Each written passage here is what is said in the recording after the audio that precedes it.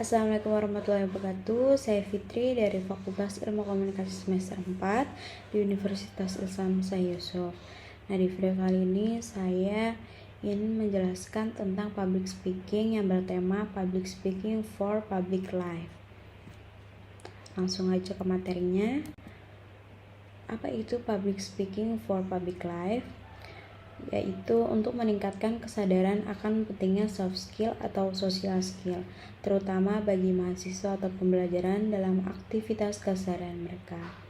Perbedaan budaya dapat terjadi dalam berbagai bidang kehidupan, salah satunya perbedaan dalam cara belajar public speaking dalam perkuliahan di antara mahasiswa.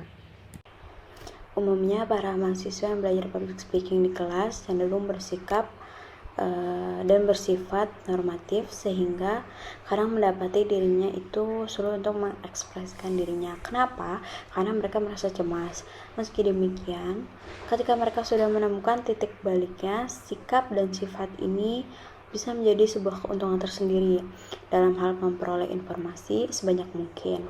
Lalu kondisi ini menuntut munculnya hal lain agar mahasiswa menjadi lebih proaktif dan interaktif, sehingga diperlukan pembangunan kesadaran akan pentingnya skill public speaking sebagai salah satu soft skill yang menunjang dalam kehidupan bersosialisasi mereka di masa sekarang dan di masa mendatang. Oke, di slide selanjutnya kita bahas tentang soft skill. Untuk lebih mengenal soft skill yang menunjang kemampuan public speaking dalam kehidupan bermasyarakat, maka diperlukan sebuah penyadaran terkait soft skill tersebut, karena keterampilan ini tidak bisa dipelajari secara mandiri, namun harus melalui praktek. Melalui praktek inilah kita bisa memahami social skill sebagai suatu proses yang memungkinkan pembelajaran untuk menyatakan sikapnya sebagai sesuatu yang akan dinilai oleh masyarakat. Meski tidak semua social skill, setidak-tidaknya dari proses belajar public speaking ini kita bisa memanfaatkan 3 keterampilan sosial dalam kehidupan bermasyarakat, terutama bagi mahasiswa. Hal ini menjadi penting karena interaksi dengan orang luar lingkaran sosial sehari-hari dapat meningkatkan kepercayaan diri.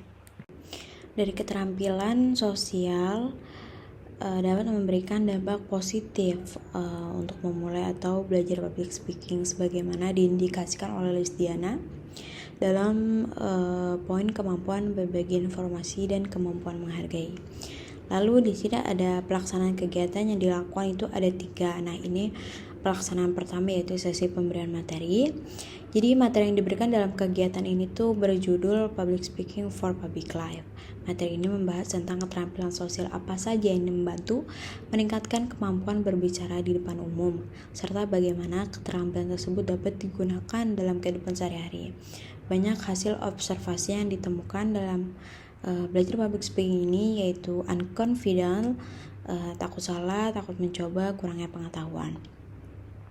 Nah, setelah memaparkan materi tersebut, ditemukan beberapa temuan menarik terkait isu keterampilan sosial yang dibutuhkan dalam bersosialisasi di dalam sesi diskusi dan tanya jawab. Nah, ini untuk pelaksanaan kegiatan keduanya yaitu sesi tanya jawab.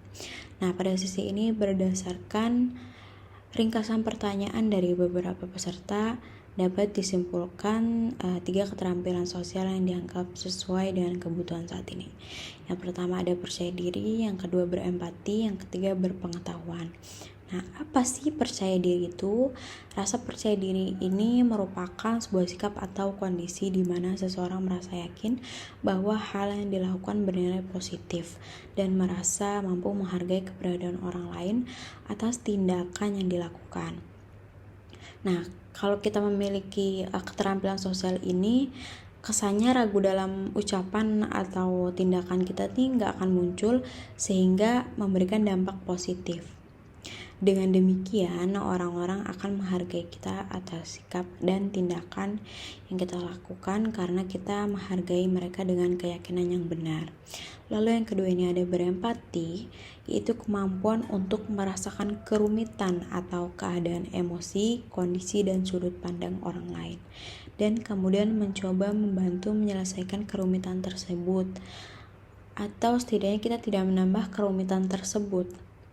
Nah, dengan keterampilan ini kita akan selalu mencoba melihat sesuatu dari sudut pandang lawan interaksi. Jadi kita menghargai setiap ucapan lawan kita sebagai tindakan sesuatu yang berharga sehingga menimbulkan nuansa dan ikatan positif dalam berinteraksi gitu.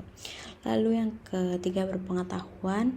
Nah, berpengetahuan ini dalam istilahnya tuh kita tuh harus tahu, tidak harus tahu segala sesuatu, namun lebih pada pengetahuan umum atau informasi-informasi yang sedang hangat terjadi di masyarakat, baik lokal maupun internasional.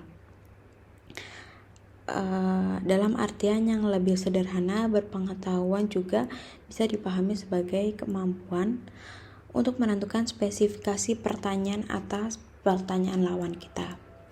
Nah, ini kegiatan yang ketiga, yaitu sesi refleksi diskusi. Nah, sesi ini menjadi menarik karena beragam jawaban yang diberikan oleh para pemateri. Meski begitu, ada satu kesamaan mendasar dari jawaban-jawaban tersebut. Perlu adanya upaya sistematis berkelanjutan untuk memberikan kesadaran kepada masyarakat umum. Upaya tersebut bisa dilakukan dengan kampanye. Jadi maksud kampanye di sini itu kayak kegiatan seminar atau enggak workshop seperti itu. Nah, baik, segitu aja video penjelasan tentang public speaking for public life. Semoga bermanfaat. Di sini saya masih belajar, kurang lebihnya mohon maaf. Wassalamualaikum warahmatullahi wabarakatuh.